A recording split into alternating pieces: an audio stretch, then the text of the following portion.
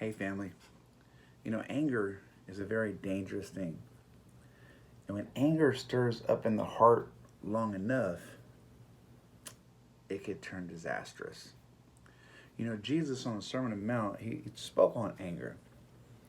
And he said in chapter 5 of Matthew, verse 21, he says, "You have heard that it said to those of old, you shall not murder." That was part of the Ten Commandments. Thou shalt not murder. And whoever murders will be liable to judgment. Now, you're like, well, how come in the Old Testament it said, like, some people got to go to these, outside the city? More premeditated murder, more malicious intent, not by accident.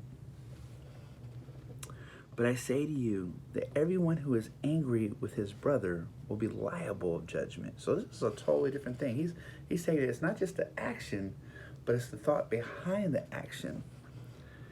And he says, whoever insults his brother will be liable of counsel, and whoever says you fool will be liable to the fire of hell.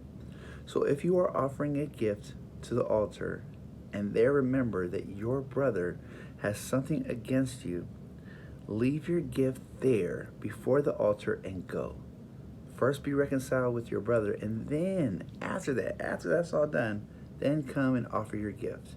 Come to terms quickly with your accuser while you are going with him to court, lest your accuser hand you over to the judge, and the judge to be a guard, and you to be put in prison. Truly I tell you, you will never get out until you have paid the last penny. This is crazy. Jesus is not talking about just the action. He's talking about the thought, the heart. Because what happens is when we're angry, it festers and builds up and builds up and builds up, and then eventually it overflows into our actions. And Jesus is saying, hey, it's not just about the action of murder. If you have anger in your heart towards your brother, that's sin too. Matter of fact, so much he's saying, hey, if you go to the altar with a gift, because people used to take their gifts to the altar, remember, they would travel all the way to Jerusalem. So this is like a far distance, right? He's saying if you get there and you remember that you have some issues with your brother, first, hold the gift there. Don't offer yet. Go fix that first. Get everything right first before you come to God. And that would have been a lot for people because they would have had to travel a long distance, so they had to come all the way back. I mean, this was a lot. But the point Jesus was making was that we have to love God and love people and not say we do and hate them.